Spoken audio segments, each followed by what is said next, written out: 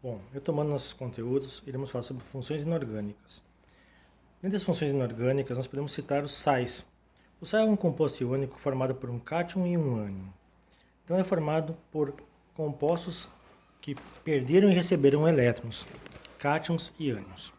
Existem várias formas de obtenção de sais, sendo as principais delas a reação entre um ácido e uma base, que vulgarmente é chamada de neutralização. Na verdade, uma reação ácido-base forma um sal. Não necessariamente neutralização, tá? Neutralização é o nome que a gente vai dar para uma reação entre um ácido forte e uma base forte, no qual as quantidades de ácidos e bases são equivalentes. E aí nós temos um pH neutro, um pH certo. É uma coisa que a gente vai falar mais adiante. Mas a reação ácido-base, erroneamente a gente chama de neutralização, mas sim a reação ácido-base, forma um sal e água. Então aqui nós temos, por exemplo, uma reação 2NaOH mais H2SO4 formando Na2SO4 mais 2H2O. Essa reação aqui, se nós observarmos, colocarmos o cátion para cima e o ânion para baixo, nós temos aqui NaOH, hidróxido de sódio, hidróxido da base. Aqui em cima nós temos o contrário, o H+, o próton para baixo, SO4 para cima. Então aqui nós temos SO4, 2-. Para balancear essa equação nós temos 2 aqui. Então 2OH mais 2H+, formamos duas moléculas de água. Então a reação, para nós verificarmos como um ácido e uma base se comportam, eu coloco o cátion para cima, o ânion para cima, o cátion sempre vem da base e o ânion sempre vem do ácido. E nós temos então aqui hidróxido e aqui o próton, formando água e formando o sal e água. Outra reação é a oxidação de metais em presença de ácidos. Por exemplo, o magnésio, reagindo com ácido sulfúrico, o magnésio ele acaba formando uma reação radicalar, onde o próton, o hidrogênio, ele é reduzido de +1 a 0, e o magnésio é oxidado de 0 a +2. Então, preciso 2 hidrogênios são reduzidos, e o magnésio, então, uma reação radicalar, perde elétrons para o hidrogênio, então formando o sulfato de magnésio e liberação de hidrogênio.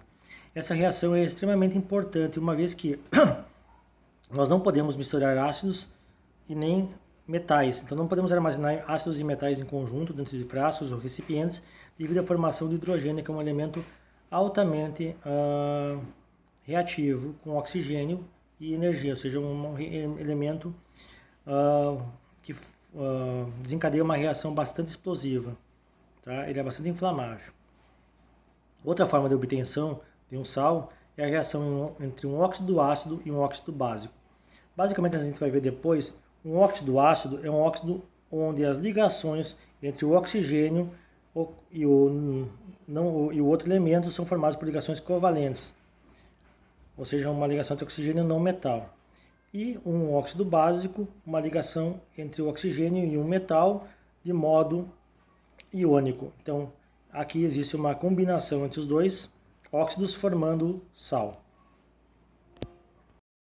De modo geral, os sais eles podem ser inorgânicos ou orgânicos. Quando a gente vê um produto, por exemplo, shampoo, algum produto de beleza, escrito ausente de sal, e aí a gente lê na fórmula benzoato, sulfonato, na verdade essa ausência de sal está sendo levada em conta a ausência de sal, normalmente sais inorgânicos, tá? Mas os sais, no caso, eles podem ser orgânicos e inorgânicos. Eles são geralmente cristalinos. A maioria é solúvel em água, onde formam íons, ou seja, são dissociáveis em água. No entanto, lembrando da aula da solubilidade, quando as interações entre o metal e entre o íon metálico, o cátion e o ânion ocorrem de modo 2:1, por exemplo, o sulfato. Então, quando nós temos a interação, por exemplo, do sulfato,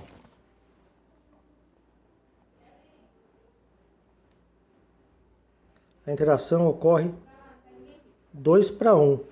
E essa interação faz com que o sulfato de cálcio, por exemplo, seja muito pouco solúvel em água, devido a essas duas interações que existem entre o ânion e o cátion. Então a energia do retículo cristalino é maior, ou seja, então a interação soluto-soluto é mais forte do que a soluto-solvente, e não ocorre solubilização. Então a solubilização no composto iônico, sal, em água, ela depende da energia do retículo cristalino. Então tem muitos compostos iônicos que são insolúveis, mas a maioria é solúvel em água. A maioria apresenta alto ponto de fusão, ou seja, eu preciso uma alta energia para volatilizar, uma vez que a interação interânion e cátion, no caso intermolecular que existe, na verdade não vamos chamar de intermolecular, as interações nos compostos iônicos, elas são atrações eletrostáticas, ou seja, interações extremamente fortes. E essas atrações eletrostáticas fazem com que seja necessária uma grande energia para que eu consiga separar as interações entre os compostos. Reduzida dureza e pouca compressibilidade, ou seja, eles não são compressíveis e eles são facilmente quebradiços, uma vez que, se nós analisarmos as interações, por exemplo, de NaCl, nós temos Na mais Cl menos interagindo. Se eu fazer uma força nesse sentido aqui, eu faço com que essa camada se aproxime positivo do positivo e negativo do positivo, fazendo com que ele seja fragmentado. Então, ele é esfarelado facilmente. Então, isso faz com que ele tenha uma baixa dureza. Outra informação importante é que eles conduzem corrente elétrica quando fundidos ou em soluções aquosas, uma vez que os íons são separados. Quando eles estão no estado sólido, eu tenho os íons interagindo positivo e negativo e acaba que não é possível a condução de energia elétrica, corrente elétrica. Outra forma de obtenção de sais é a obtenção dos sais ácidos ou hidrogênios sais.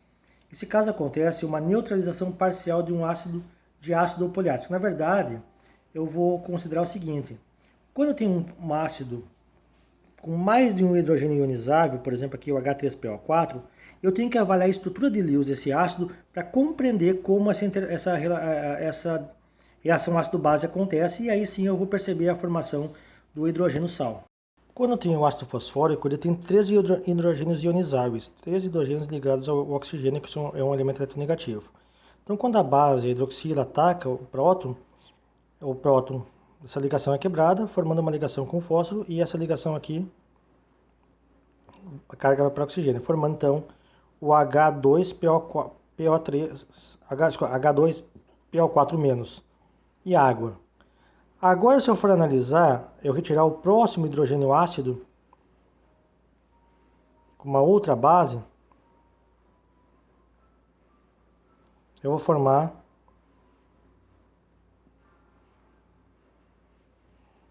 o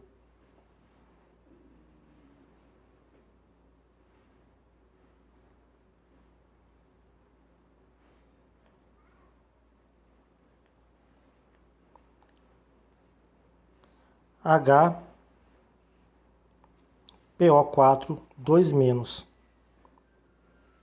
tá? Mais água. Cada vez que eu desprotonar, eu vou ter um composto formado que é menos ácido do que o anterior. Então, para que eu tenha essa reação ocorrendo de forma total, eu tenho que fornecer 1 mol de hidroxilas, 1 mol de base para retirar o primeiro hidrogênio. Depois que retirar o primeiro, ele vai retirar o segundo, depois o terceiro. Então, se eu tiver um ácido com mais de um hidrogênio ionizável e não tiver a quantidade estequiométrica suficiente para que ele seja totalmente desprotonado, parte dele ainda vai ter hidrogênios ácidos. E esse composto aqui, essa parte aqui é um cátion, é um ânion, que vai interagir com o cátion, aqui no caso o Na+. Então aqui eu vou formar um sal, que ainda possui hidrogênios ionizáveis. Então a reação de um ácido poliprótico com base em quantidades não estequiométricas acaba gerando sais que ainda possuem hidrogênios ionizáveis. No caso aqui, o 1 mol reage com 3, deveria ser 3 para 1, aqui só tem 1, então ainda vai sobrar 2 hidrogênios ionizáveis. Eu vou formar então aqui o sal, que ainda tem 2 hidrogênios ionizáveis. O nome desse sal seria dihidrogeno fosfato de sódio, mais a água. Outro exemplo seria o ácido carbônico, H2CO3. No momento que eu retirar o primeiro hidrogênio, eu vou formar um composto que apresenta uma acidez menor. Então, o ácido carbônico possui uma acidez maior do que esse sal, que seria o hidrogênio carbonato, e aí, no caso aqui, o contraíon, o sódio. Então sempre eu tenho que levar em conta isso. Se eu tiver um ácido com mais de um hidrogênio ionizável e não tiver essas quantidades estequiométricas, da base eu vou formar um sal que ainda possui hidrogênios ionizáveis, chamado então de sal ácido ou hidrogênio sal. E o nome é dado então. Eu vou avaliar a quantidade de hidrogênios ionizáveis. Aqui eu tenho 2 de hidrogênio, fosfato de sódio. Aqui seria o hidrogênio, carbonato de sódio.